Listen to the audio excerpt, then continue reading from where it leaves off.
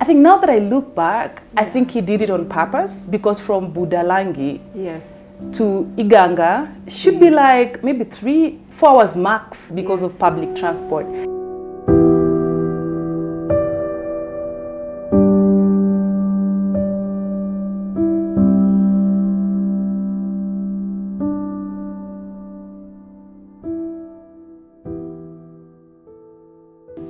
Welcome to the Affirmative Action Table, 16 days of activism to end gender-based violence series. My name is 𝐒𝐮𝐫𝐬𝐜𝐞𝐬. I'm the Director Resource Mobilization at National Government Affirmative Action Fund. We bring the conversations beyond the buildings. GBV, gender-based violence, hides in shadows. We really want to shine the light. We are joined today by a very powerful woman, a survivor, an overcomer, a benefactor. Wow. I cannot have enough superlatives for her. A woman who says she has scars that she wasn't born with, but she will be buried with. But through those scars, she has transcended a lot. Welcome. I think we should be doing such a show every day, because I believe there's so many women and men out there who believe in the cause of women empowerment and to whose stories the world, not only Kenya, but the globe can benefit from. And as you can see today, I read the memo. She is in the fun colors. Yes. I'm in Ngaf colors, so yes. I read the memo. So by way of introduction, my name is Betty Adera. I'm a super proud mother of 2 boys who are now young men, soon hopefully to bring to me young women to complete my family, all right? And amen to that. But apart from that, professionally, I'm a global public health specialist, and I zero in on adolescent sexual reproductive health and rights. It's an honor to be here and to participate in this project. My name is Winnie Obure. I am the founder and executive director of Teen Seed Africa. Teen Seed is a community organization that works with 3 categories of people. One is teenagers, so the teens. We work with them to be able to do preventive programs that helps them to grow up into powerful, responsible women that have control over their life and bodies. And so in the prevention program, we do quite a lot of things just to be able to also make sure they don't end up with teenage pregnancies, child marriages, school dropout, they're not abused sexually and all that. Majina yangu ni 𝐒𝐮𝐫𝐬𝐜𝐞𝐬, mwanzilishi wa Tusemezane Afrika. Hapa ni mahali ambapo tunazungumzia wanawake ama tunaongelesha wanawake kuhusu relationships. Wanawake ambao wako kwa ndoa tunawatia nguvu za kuendelea, na wale ambao pia wanajiandaa kuingia katika ndoa tunawashauri waelewe jinsi ya kuingia na kusimama vizuri katika ndoa.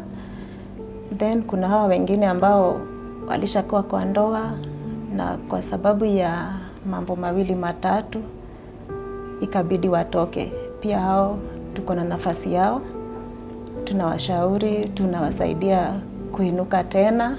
My name is 𝐒𝐮𝐽𝐽, founder and executive director of 𝐒𝐮𝐽𝐽 Foundation.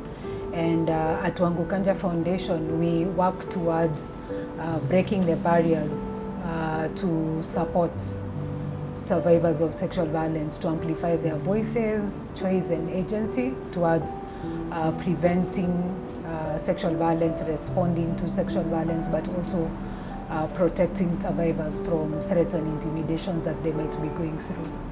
I'm also founder and president of Betty Adera Foundation. That's a safe space, a safe haven for women and girls and young people who feel discriminated against, who feel that they are vulnerable to all forms of violence, as well as survivors of all forms of gender-based violence, where we support them, we journey with them together using my own experience. So that at the end of the day, they can also come up and just be productive citizens. We are driving the 16 days of activism to end gender-based violence against women. And we just want to deep dive on you as a survivor, on bringing that voice out here in Kenya that we believe will also go abroad. And I'm tagging on your Global Woman Voice Award, just to remove gender-based violence from the shadows. We would like to hear your story. Okay. Because it has, gender-based violence has a lot of stigmatization. Of course. Has a lot of marginalization. Of course. So we would want to borrow your Global Woman Voice Award and bring it back home to begin speaking, to begin that activism to end gender-based violence. So can you tell us about your story? One of the committees that personally I sat in, they were talking about gender-based violence. I was shocked by the kind of examples that the women parliamentarians in the EU Parliament were saying. They were talking about many cases of a husband comes from God knows where, chops the hand of the wife, boom, chops the other hand, chops the legs, cuts them into pieces, and I asked, wait a minute, am I in Wothogik village where I grew up, or I'm in Brussels, or this is this EU? Yeah. So that point of GBV being a global issue really sank, into me, and I told myself, look, our struggles are actually the same as women, similar. Yes. The dynamics and the context is what differs kidogo too, but the whole issue of gender-based violence is a global phenomenon. Yes. Now, back to your question specifically. Look, what gender-based violence does to any woman, it strips you of who you are. It strips you of your voice. It's like inakuacha wewe ni uchi. You don't know what to do. No matter how educated you are, no matter how exposed you are, it drains you. That last drop of courage that you had, it takes away from you. It leaves you in a very vulnerable position whereby you want to push yourself now from the front line to the back of the room, even if you're CEO of a company. Let me tell you, that is what violence of any type does to women. So when I was a child, I was abused severely. And then the worst ordeal happened when I was a teenager. I was actually 15 years old. And I was defiled by a very close family friend who was kind of supporting part of my school fee. And I come from a very humble family. I don't want to say poor. So I come from a very humble family, and so my parents could not be able to fund my school fee in high school, in my second year of high school in Kenya. So this family friend came forth and said, you know what, education in Uganda is way affordable, and they have very good education system. Plus, I come from Budalangi, which is just next to the border, right? So you just cross over. So I was so excited. Yeah, we were going to school. But as a child, I was super excited with the idea of studying in Uganda. You know why? Because I've always loved education so much. And I was imagining going to Form 6, my friend. It's not like this Kenyan Form 4. Yes. But I was always like, oh my God, I'm going to go to L levels or go to Form 6. They call it Senior 6. And that was very exciting for me. I was also excited. I was also excited because I was going to go to Makerere University. I mean, then Makerere was the university. The university. Yes. So personally, that was good. And I was like, at least I'm going to be in a boarding school, or rather staying in grupa hostel where I don't have to worry about walking back home or food or, Yeah, so when I went for the interview in December of 2004, I was in high school in second year, Form 2 I mean.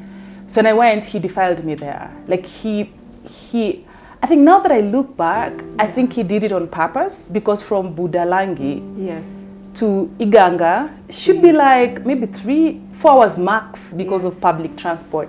But he made it seem like it was so far, so we took a whole day to get to school. And it was already 6 p.m, so schools were not, open. By the time we got to the guest house, it was at night. So he convinced me to, stay the night in this hotel, and then would go to school the next day for the interview to get to my senior 3. So to cut it short, so this guy defiled me. And then the next day, there was no interview. Like, we walked into the school and I was handed an admission because he knew the head teacher. Yes, yes. So that's how I got an admission. Yes. Back to the story is, remember then, I was so terrified because I was like, what happened? I was even trying to come to terms with what just happened. Wakati nilikuwa kwa ndoa, nilipitia kwa mambo mengi sana na magumu. Mengine ni machungu, makali, hata sipendi kuyasema sana. Yanavunja moyo. Ole. Ni zile tupanda shuka za ndoa. But ilifika mahali pamoja na kuvumilia, maana mara nyingi tunasema wanawake ni kuvumilia katika ndoa, ambayo ni sawa kuvumilia, lakini kuna ile ambayo inafika unakuwa huwezi vumilia tena. Ndio ilinipata mimi ambayo singevumilia tena. In 2002, I went through a rape ordeal, and the challenges I faced during that period, a period of like 2.5 years, informed the setting up of 𝐒𝐮𝐫𝐬𝐞𝐬 Foundation.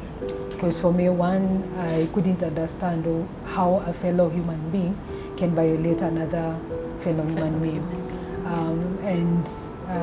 I think it's also good to mention that women, men and children, boys and girls actually go through sexual violence. This might be rape, defilement, sexual harassment, sexual assault.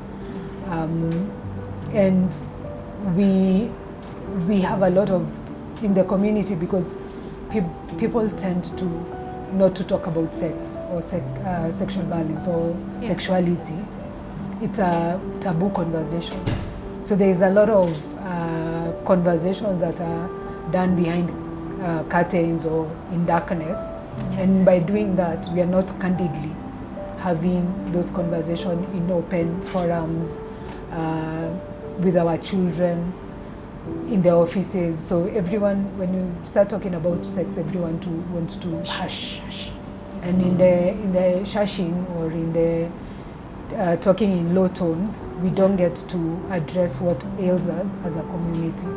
So you will get survivors or victims being blamed or being shamed of having gone through such violations. Because we normally ask, ulikuwa umevaje, ulikuwa wapi, ulikuwa umefanya nini, ulikuwa umekunywa pombe. And you see, this is a person who has actually violated another individual because they have broken the boundaries. It is my right to consent to sex. Yes. And also it is my right to withdraw the consent. Yes. So if I withdraw a consent and you go ahead and force me to have any sexual relationships with you, you're actually committing a crime. Yes. If you put something in my drink and have sexual relationships with me, then you're actually committing a crime.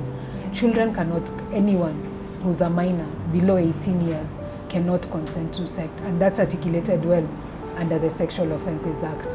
So looking at what constitutes rape or defilement or any form of sexual violence or sexual assault is where a person has not given you a right or a consent to go ahead and have sexual relationship or sexual intercourse with them. So when you do that, then it means you are violating my rights, me as an individual, and you need to be held accountable. Discriminations and barriers and stigma, right from family level to community level. Where you live in your estate, there's always that family where kuna kakelele, wanapigana, and people just speak about it, hush, hush, hush, hush, hush, you know, but nobody is coming out to say, hey, dada, hey, ndugu, what really, is the problem.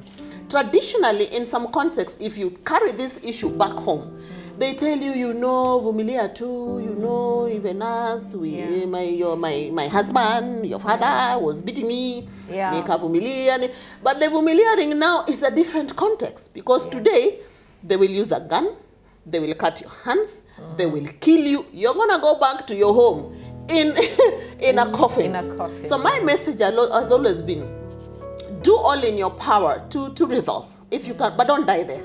Ikikukataa, imekataa.